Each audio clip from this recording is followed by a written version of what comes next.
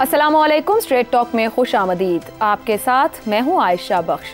पाकिस्तान तहरीक इंसाफ ने 5 अगस्त को इस्लामाबाद में जलसा करने का ऐलान कर दिया है। वजीर आला KP अली अमीन सूबे से PTI के कारकुनों को लेकर इस्लामाबाद पहुंचेंगे, यानी एक सूबाई वजीर आला सूबाई वसाइल के साथ विफाकी दारुल हुकूमत पहुंचकर PTI के पारशो का इजहार करेगा।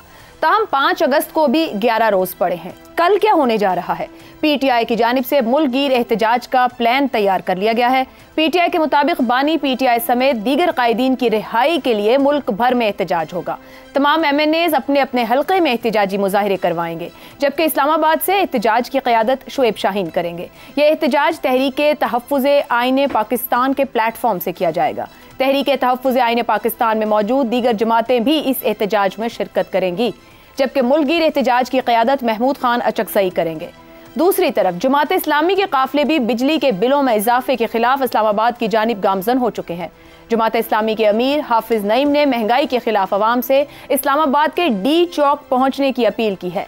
यूं कल एक तरफ तहरीक तहफ़्फ़ुज़ आईन पाकिस्तान और दूसरी तरफ जमात इस्लामी का एहतजाज इस्लामाबाद में होने जा रहा है। एहतजाज की कॉल पर वफाकी और पंजाब की सूबाई हुकूमत भी एक्शन में आ गई है। इस्लामाबाद और पंजाब भर में दफ़ा 144 का निफाज कर दिया गया है। जलसे, जुलूस, रैलियों, धरनों और एहतजाज पर पाबंदी लगा दी गई है। पंजाब में 3 रोज के लिए दफ़ा 144 नाफिज की गई है। पाबंदी का इतलाक जुमे से इतवार तक होगा। पाबंदी का इतलाक दहशत गर्दी के खतरात के पेश नज़र किया गया है। अवामी आगाही के लिए दफ़ा 144 के नफाज की बड़े पैमाने पर तशहीर की भी हिदायत है। PTI और जमात इस्लामी दोनों सियासी जमातें काफ़ी अरसे से ऐसा एहतजाज नहीं कर पा रही जो हुकूमत के लिए बड़ा चैलेंज साबित हो सके। PTI के कारकुनों की अक्सरियत 9 मई के बाद या तो मुकदमात का सामना कर रही है या फिर अपने घरों में बैठी हुई है। जहां तक जमात इस्लामी का ताल्लुक है तो अवामी इशूज़ पर किए गए उसके एहतजाज बड़ा चैलेंज देने में कामयाब नहीं हुए। गुज़िश्ता साल जनवरी में जमात इस्लामी की तरफ से किया गया महंगाई मार्च इसकी मिसाल है। ऐसे में बड़ा सवाल यही है कि वफाकी और पंजाब हुकूमत ने दफ़ा 144 लगाकर इन जमातों के एहतजाज को एक तरह से अहमियत क्यों दी है? क्या PTI कल के एहतजाज के जरिए 5 अगस्त की रिहर्सल करना चाह रही है? और क्या जमात इस्लामी इस वक्त महंगाई से बिलबिलाती अवाम को अपनी सियासी हिमायत के लिए इस्तेमाल करने में कामयाब हो सकती है? अगर इन सवालों के जवाब नफी में हैं तो क्या हुकूमत को एहतजाज रोकने के लिए दफ़ा 144 या मुमकिना गिरफ्तारियों जैसे इक़दामात लेने चाहिए? पैनल की राय इसी मामले पर आपके सामने रखेंगे। हमारे साथ हैं शहजाद चौधरी, अबसार आलम, ज़ैगम खान और इफ्तिखार अहमद। प्रोग्राम का सवाल आप सभी के लिए। PTI और जमात इस्लामी के एहतजाज, दफ़ा 144 का निफाज, दोनों जमातों के हालिया नाकाम एहतजाज की मिसालें। क्यों हुकूमत अवामी एहतजाज को ज़्यादा संजीदगी से ले रही है? अबसार साहब, कोई परेशानी की बात है अगर ये अपना हक इस्तेमाल करते हुए एहतजाज करना चाह रहे हैं, माशी इशूज़ पर बात करना चाह रहे हैं या अपने लीडर की रिहाई की भी बात करना चाह रहे हों? देखिए, परेशानी की बात का तो मुझे नहीं पता है कि नहीं है, लेकिन एक पावर प्ले जारी है और इस पावर गेम में दोनों अतराफ ये चाहती हैं कि एक इक़्तिदार को बचाना चाहती है, दूसरा इक़्तिदार में आना चाहती है। अवाम का जो महंगाई का नाम है ना, महंगाई का नाम तो कई दहाइयों से इस्तेमाल हो रहा है। अयूब खान के ख़िलाफ़ भी जमात इस्लामी महंगाई के नाम पे निकली थी ना, आज अयूब खान के पोते के साथ मिलकर निकल रही है महंगाई के ख़िलाफ़। तो क्या बदला है इसमें?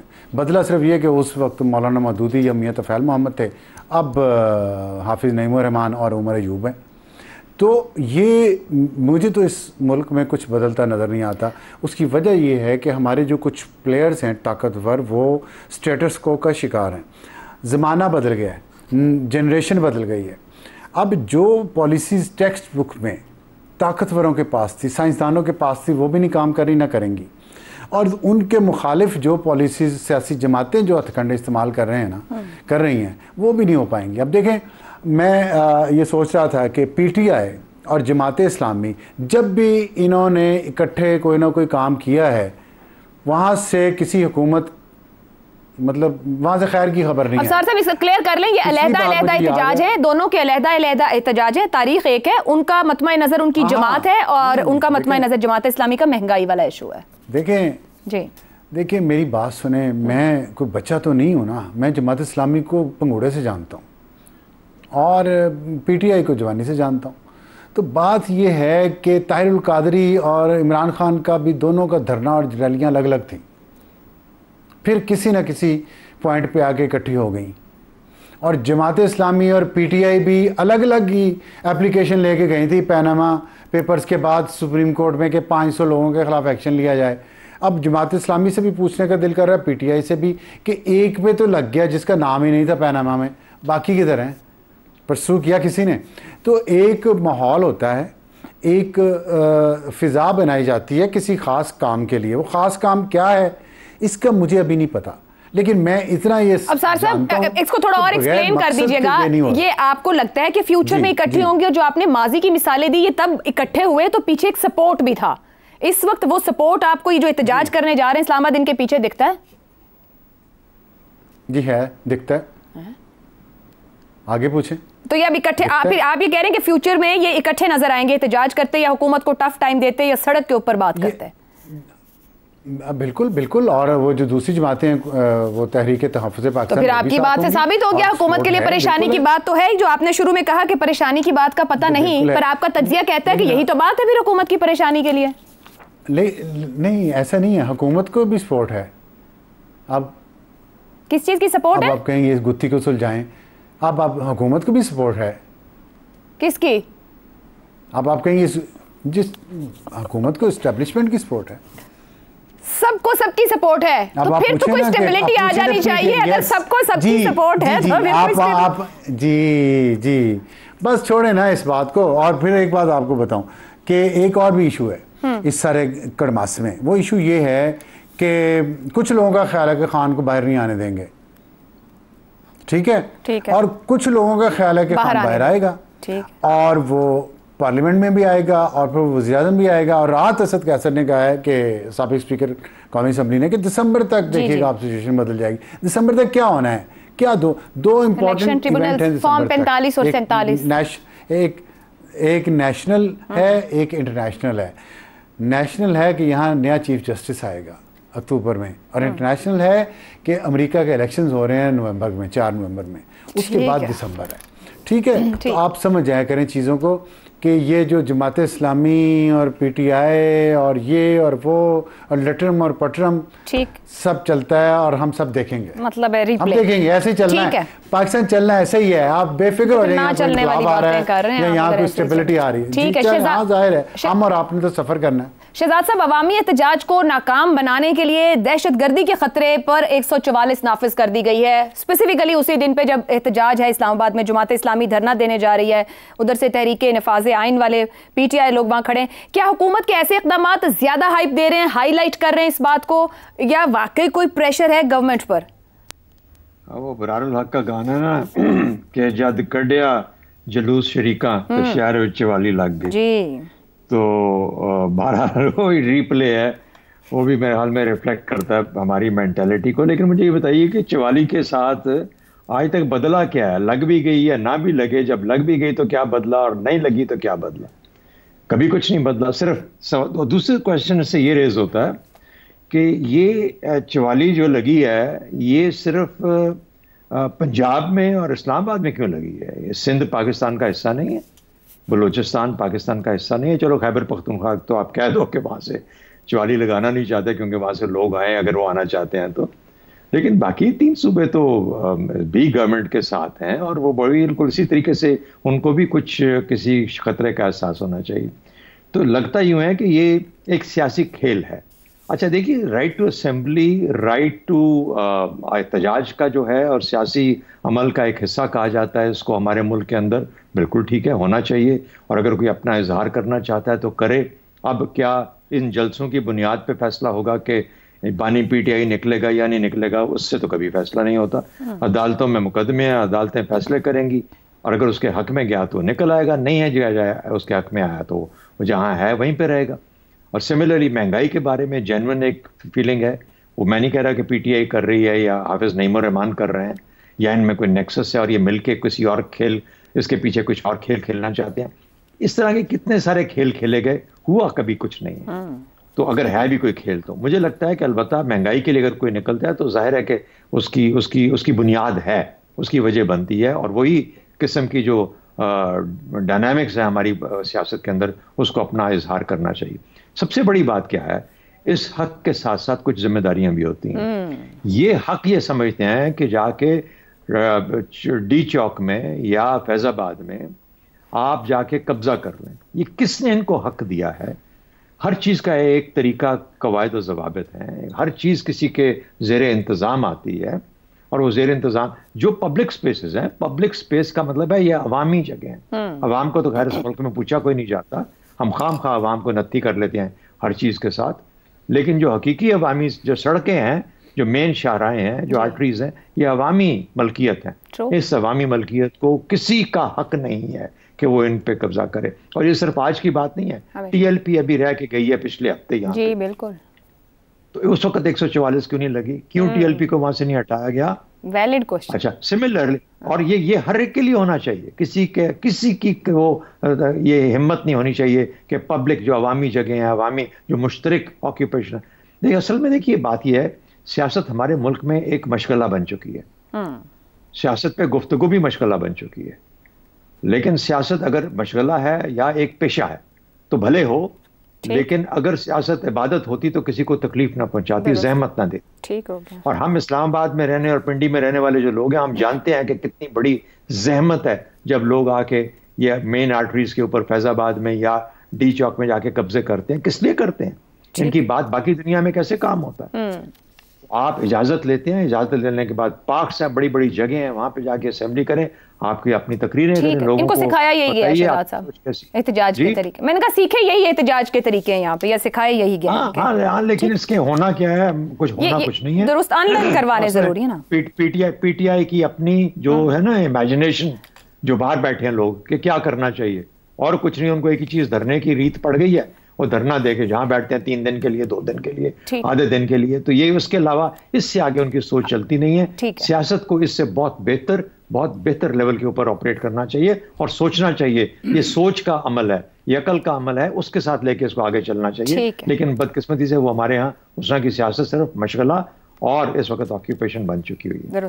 इफ्तिखार साहब, कल के एहतजाज को जो तहरीके तहफ़्फ़ुज़ आईन पाकिस्तान का किसी न किसी तरह हुकूमत मुंतशिर कर दे या वो नाकाम भी हो जाए, मगर 5 अगस्त को ऐलान उन्होंने किया है कि वो इस्लामाबाद आ रहे हैं और अली मीन गंडापुर को लीड करेंगे।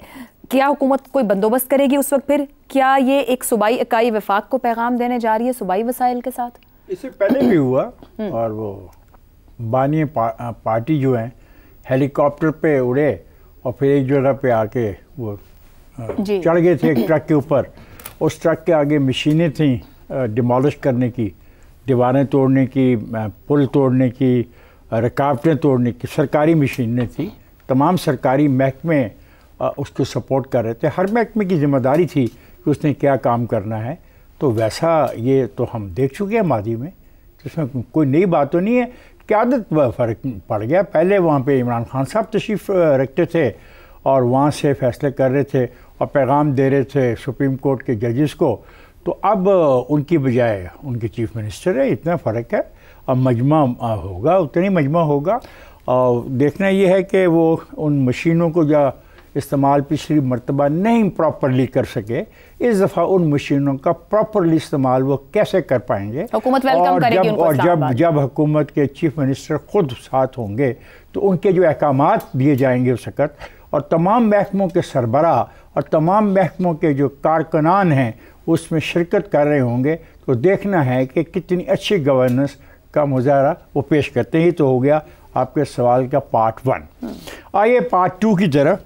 1898 में अंग्रेज़ ये कानून बना गया 144 का, और बड़ी अच्छी बात की शहजाद साहब ने, क्या बिगड़ गया जी, क्या तब्दीली आ गई। और मेरे एक दोस्त ने तो कहा कि उसने पता नहीं पंगूड़े से जवानी तक या जवानी से पंगूड़े तक ये 1898 के बने इस कानून को देखा है। भाई कुछ होने को नहीं है। और मेरी बात सुनो। ना आपका आधे एक मिनट आपका हाफिज़ जवाब देगा। मैंने कहा मैं जमात इस्लामी को जानता हूँ से। देखिए असल इशू मेरा ये नहीं है, ये जो कह रहे हैं, मेरा असल इशू है महंगाई, अच्छा, बेरोजगारी, बैड गवर्नेंस का खात्मा, तरक्याती मंसूबों के नाम पर खरबों रुपए की लूटमार। कौन कर रहा है? टैक्स का नया निज़ाम अपनी मर्जी का लाना, बिजली के बिल, ये हैं मेरे मसाइल। अच्छा। अगर इन सब मसाइल का हल किसी के पास है, मसाइल का हल तो दूर की बात है, कोई संजीदगी से इन मामलात पर कोई मुकर्रर 5-5 मिनट भी बोल सकता हो और इनका हल बताने को तैयार हो, तो मुझे तो फिर आपकी 144 लगाए जाने का जो खदशा है और जो वो लग चुकी है। खदशा मतलब आप कहते हैं ना ज्यादती हो रही है, उनका हक रोका जा रहा है, उनको जुलूस से निकाले जा रहा है, हुकूमत को क्या परेशानी है, जहद नहीं करने दी जा रही। आपके मसाइल ये हैं, मेरे मसाइल, मेरा भी तो मसाइल है ना यार। सिर्फ तेरा प्रोग्राम का मसला नहीं है, प्रोग्राम मेरा भी है। मैं आवाम की बात कर रहा हूं। क्या इन सारे जुलूसों में, जलसों में जो आ रहा है लॉ एस्केट के साथ खैबर पख्तूनख्वा से, क्या इनका भी कोई हल है किसी के पास? वो कहते हैं कि उनके वजीर आज़म इमरान खान आएंगे तो वो सब मसले हल कर लेंगे। ये तो आज उमर अयूब साहब ने इतनी गुफ्तगू की, नया इलेक्शन का पैगाम दिया है। एनीवेज ये भी इशू नहीं है। नया इलेक्शन कल करा लो तो क्या हो जाएगा? चले मैं मान लेता हूँ आपकी बात, नया इलेक्शन करा लिया, महंगाई खत्म, मुझे वादा करें। नहीं इलेक्शन ही नहीं, कोई नहीं मानता, आगे किधर जा रहे हैं। बयानात है ना, आप कह रही है कोई नया इलेक्शन हो रहा है? नहीं वो कह रहे हैं। अच्छा वो कह रहे हैं, मेरी मुझे बात तो पूरी करने दो, ये तो जाती ना करो ना यार, यही तो जुल्म है एंकर के हाथों में जब ताकत होती है। नया इलेक्शन करा लें जी, महंगाई का खात्मा बताएं कैसे करेंगे, बेरोजगारी के खात्मे के लिए मुझे वाज़े प्रोग्राम चाहिए, मुझे बैड गवर्नेंस के खात्मे के लिए वाज़े प्रोग्राम चाहिए, मुझे लूट मार को जो की जा रही है तरक्याती कामों के नाम पर उसका खात्मे का चाहिए तरीका। मुझे बताओ टैक्स कैसे लगाओगे नए, और मुझे बताओ कि बिजली ठीक हो गया इफ्तिखार साहब, ये हुकूमत ने बताना है, जिनके पास कोई प्लान नहीं कोई कर सकता है तो उसका हक है कि वो सड़कों पे जुलूस निकाले, जलसे करे, नारे लगाए, जो मर्जी करे। और अगर वो ये नहीं कर सकता तो फिर उसको सोचना चाहिए कि वो पाकिस्तान के अंदर शर में इजाफा क्यों करना चाहता है और किन मकासद के तहत करना चाहता है। ज़ैगम साहब, पीटीआई और जमात इस्लामी का एहतजाज एक दिन पर है, मुतालिबात अलग अलग हैं। अभी ऊपर बात हो गई, 2014 की नज़ीरें भी दे दी कि बात हुई कि पावर प्ले है, बात हुई कि सियासी खेल है। क्या पीटीआई को नया सियासी कज़न मिल सकता है? हुकूमत को ऐसी किसी साजिश की बू आ रही है? जमात इस्लामी के तो धरने जो हैं वो तो हलाल होते हैं, आपको पता है, हलाल और हराम धरने इस वक्त हैं। जमात इस्लामी तो अभी पूरे 1 महीने तक ऐवान सदर के सामने इस्लामाबाद की अहम तरीन शाहरा को ब्लॉक करके बैठी रही है और फिर अपनी मर्ज़ी से वो धरना ख़त्म किया। अब वो दोबारा आ रही है, पीटीआई के साथ मिलेगी या नहीं मिलेगी, ये तो एक हाइपोथेटिकल क्वेश्चन है।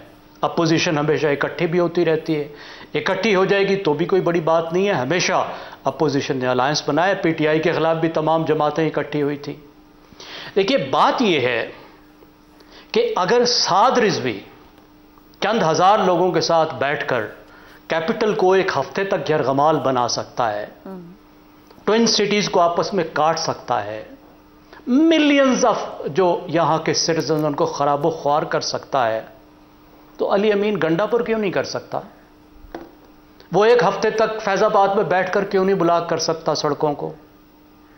मुझे बताइए वो कौन सा कानून है जो कहता है अली अमीन गंडापुर के एहतजाज पे अलग कानून लगेगा? ज़ैगम साहब, पता है क्या गंडापुर साहिब अवामी जो ट्रेजरी है, जो पैसा अवाम पे लगना है, उसको इस्तेमाल करके, सूबाई रिसोर्सेज को इस्तेमाल करके, क्या टीएलपी भी किसी सूबे जिले के रिसोर्सेज को इस्तेमाल कर रही थी? अगर कुछ कर रही थी, गलत है वो भी करना अगर अवाम ख्वार हो रहे, लेकिन क्या सूबे का वजीर आला? ये तो हम फर्ज कर रहे हैं ना जी। देखिए ये तो हम फर्ज कर रहे हैं ना कि वो सूबे के वसाइल को इस्तेमाल करेगा। पाकिस्तान के सिस्टम में पार्टी से लोग बनते हैं ना, वजीर आजम, वजीर आला। सर हम फर्ज नहीं कर रहे, वो पहले ऐसा एहतजाज कर चुके हैं जिसमें वो सूबाई मशीनरी लेकर आए थे।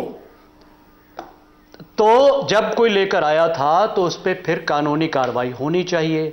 वजीर आजम कितने जलसे कर रहे हैं, क्या वजीर आजम भी ये जुर्म कर रहे हैं? वजीर आजम, वजीर आला हमारे सिस्टम में, इंडिया में, पाकिस्तान में हर वक्त एहतजाज कर रहे होते हैं, जलसे कर रहे होते हैं। कौन सा कानून है, कौन सा आइन है जो उसको मना करता है? अगर कोई आइन है तो दिखाएं, निकाला क्या है? 144 ही निकाला है ना। अगर कानूनी कोई पाबंदी है तो वो दिखा दें कि फलां कानून के तहत वजीर आला आके प्रोटेस्ट नहीं कर सकता। मकसद ये है कि अगर आप फरमाइशी धरने करवाना चाहें तो वो जायज़ हैं, बिल्कुल, लेकिन अगर फरमाइशी धरने ना हो तो वो नाजायज़ हैं। मॉब्स अगर अपनी मर्जी से तबाही फैलाएं तो वो जायज़ हैं। जब मॉब आपकी स्कीम के खिलाफ जा रहे हो तो फिर नाजायज़ हैं। तो फिर इस तरीके से कैसे मुल्क चल सकता है जहां आप इतने कानून बनाने की कोशिश करें? और देखिए जो हुकूमत को समझ नहीं आ रही और पाकिस्तान की पिछली हुकूमतों को भी बहुत सौ को समझ नहीं आई कि पुरअमन एहतजाज एक बहुत अच्छी चीज़ होती है। अपोजिशन का गला घोंटना बहुत ख़तरनाक होता है।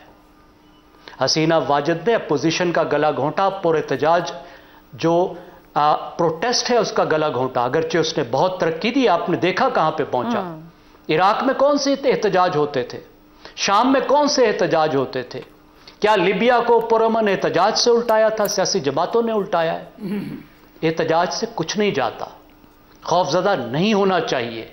हलाल और हराम एहतजाजों में तमीज मत करें, या होगा या नहीं होगा। ठीक, कानून में तरमीम कर दे, लिख दें कि इस्लामाबाद में आप आके इस तरह एहतजाज नहीं कर सकते, इस्लामाबाद में एहतजाज के ये कानून होंगे। वैलिड पॉइंट ज़ैकब साहब। तो बना दें आप, बिल्कुल। मैं तो इस्लामाबाद के शहरी पे तौर पर पसंद नहीं करता।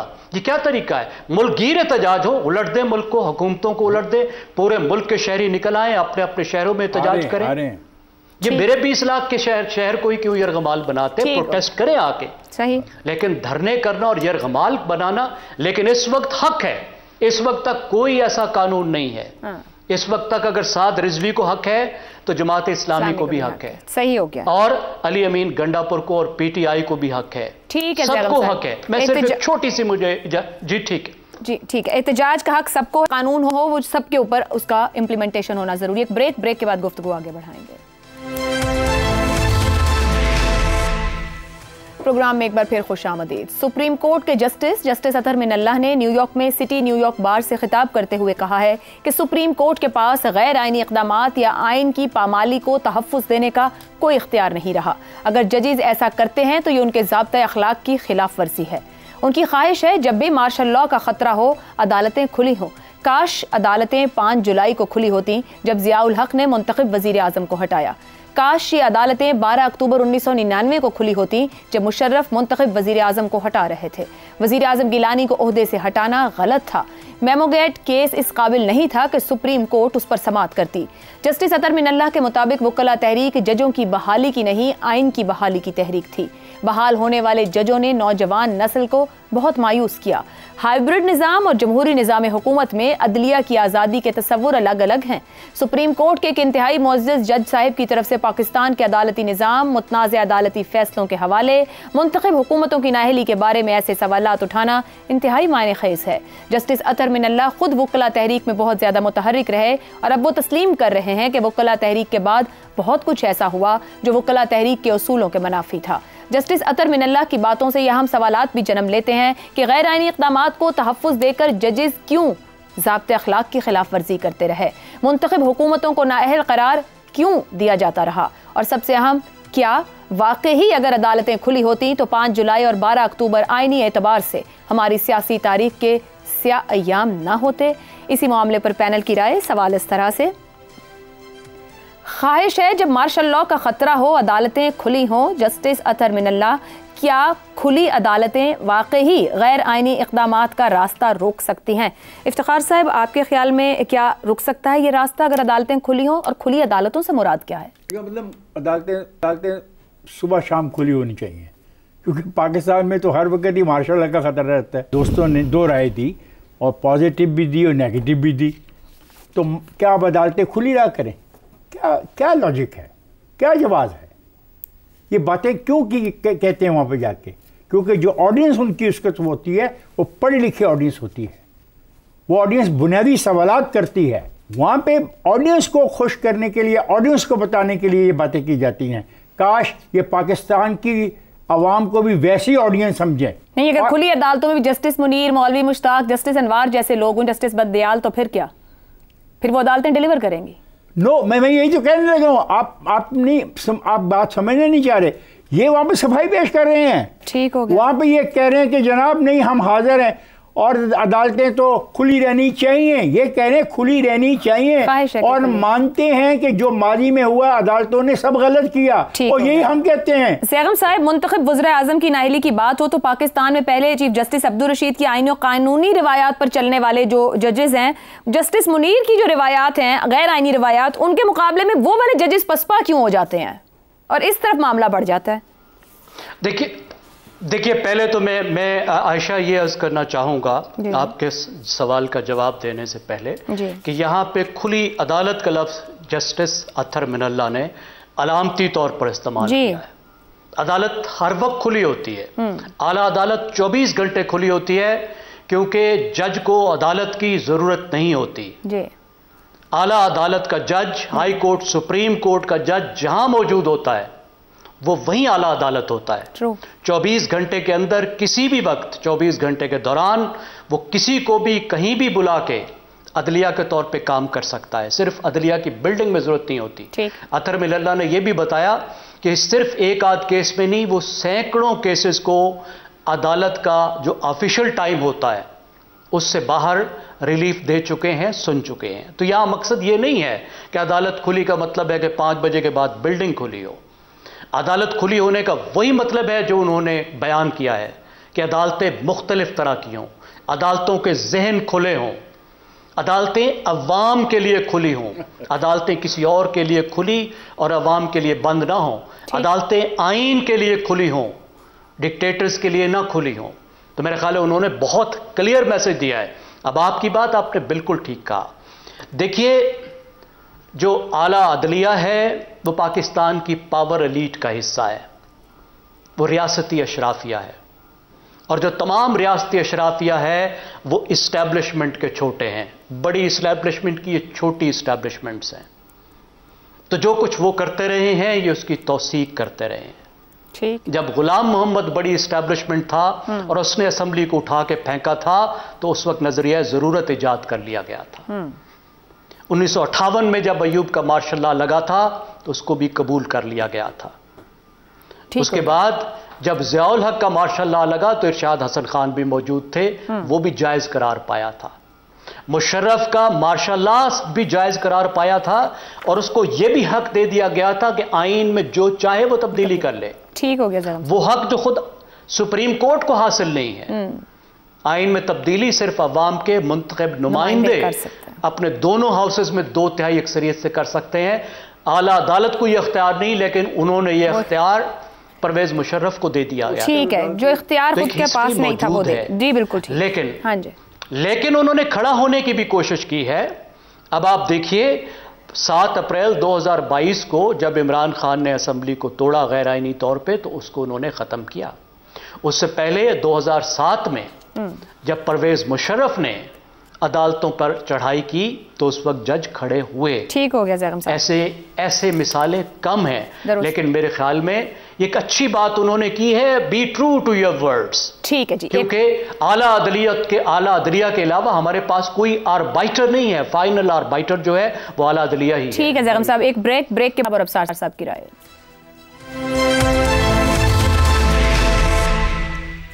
अफसार साहब, जस्टिस अत्तर मिनल्ला साहब ने फरमाया कि हाइब्रिड निज़ाम और जमहूरी निज़ाम हुकूमत में अदलिया की आज़ादी के तसव्वुर अलग अलग हैं। आपके ख्याल में आज अदलिया की आज़ादी का तसव्वुर क्या है? आज अदलिया की आज़ादी का तसव्वुर ये है कि डिजिटल मीडिया पे किस किस्म का ट्रेंड चल रहा है।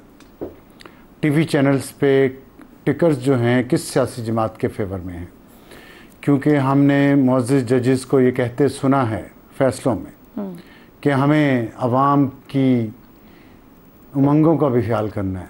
मैं तो ये सियासतदानों से सुना करता था, आवाम की उमंगों के लिए जजेस और जुडिशरी तो आइन और कानून पे काम करते हैं, के मुताबिक काम करते हैं, चाहे किसी को अच्छा लगे बुरा लगे। और बात तो ठीक ही है, उन्होंने अच्छी या बुरी का मैं फ़ैसला करने वाला कौन होता हूँ। न्यूयॉर्क की फ़िज़ा ही ऐसी है, वहाँ इंसान जाके उतरे तो उसे आज़ादी सी महसूस होती है।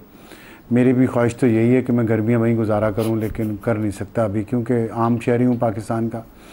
बहरहाल उन्होंने वहाँ जाके ये बात की है तो मुझे अच्छा लगा है। और दो लेकिन उसमें पॉइंट मेरे जहन में आए। एक तो ये है कि अगर नहीं खुली थी अदालतें जिस वक्त का उन्होंने ज़िक्र किया, तो कम से कम काजी फायज़ ईसा की तरह बड़ा दिल करके जजेस माफ़ी मांग लें, अदलिया की मुश्तरका कलेक्टिव माफ़ी मांग लें कि हमने गलत किया और आइंदा नहीं करेंगे।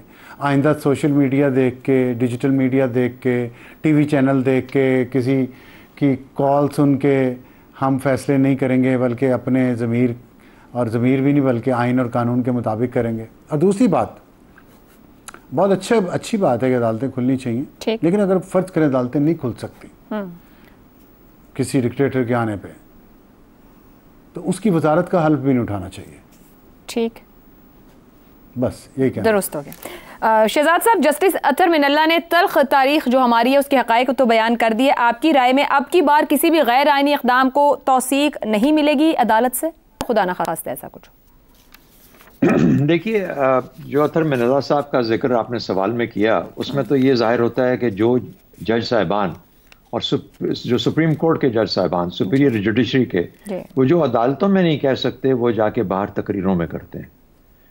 और तकरीरों में हर तरह के जज जाके हर तरह की गुफ्तगू करते हैं, और उसके अंदर आपको दो नुक्ता नज़र सामने आते नज़र आते हैं। शायद अगर आज हमारी जुडिशरी का इम्तिहान है तो सबसे बड़ा इस डिवीज़न का इम्तिहान है कि उस पैराए में से जो कि आइन और कानून है, दो मुख्तलिफ आरा जजमेंट के तौर पे सामने आती हैं। मैं सिर्फ सुप्रीम कोर्ट के मुकदमों की बात नहीं कर रहा, मैं उन चीज़ों की बात कर रहा हूँ जो कि ये तकरीरों में जाके करते हैं और जहाँ जहाँ खड़े होकर तकरीरें करते हैं। आपने जिक्र किया उन तमाम हक़ाइक़ का जिसमें जस्टिस मुनीर का जिक्र किया, इसी जुडिशरी के जस्टिस कियानी साहब भी हैं, इसी के भगवान दास साहब भी हैं, इसी के जस्टिस या कॉर्नेलियस साहब भी, इसी जुडिशरी के। तो वो मिसालें भी अपने तौर पे मौजूद हैं। तो पाकिस्तानियों को ये फैसला करना है या जुडिशरी को कि कौन सा रास्ता इन्होंने इख्तियार करना है। मुझे यूं लगता है कि जुडिशरी एक और कोशिश कर रही है, कि अपना एक आज़ाद रोल किसी तरीके से लड़के, जिस तरीके से 2007 में उन्होंने एक कोशिश की थी आज़ाद जुडिशरी के लिए, आज फिर से वो एक और तरह से कोशिश कर रहे हैं। तो मेरा ख्याल है उसके ये बगैर देखे कि उनके फैसले किसके हक में जाते हैं, किसके खिलाफ जाते हैं, एक तो उसकी तौसीक और उनकी मदद करनी चाहिए। और ये पाकिस्तान के हक में बेहतर है, किसी इदारे या किसी पार्टी के हक की बात नहीं हो रही, पाकिस्तानियों के हक की बात हो रही है। दूसरी बात, अमेरिका का आइन 5 सफ़ों के ऊपर मुश्तमिल है सिर्फ। इंग्लैंड का, यूके का आइन किसी किताबी शक्ल में मौजूद ही नहीं है ही नहीं। लेकिन क्या है कि नीयतें ठीक होती हैं, रिवायतें साफ हैं, और जब नीयतें और रिवायतें साफ होती हैं और लोग किसी कानून को, जो कानून की शक्ल मौजूद है, उसके अंदर उसको फॉलो करते हैं, तो कभी गलती का एहतमाल ख़त्म हो जाता है। सिर्फ अपने किरदारों को और अपनी नीयतों को ठीक करने की बात। ठीक हो गया जी, आज के प्रोग्राम से इतना ही, इजाज़त दीजिए, अल्लाह हाफ़िज़।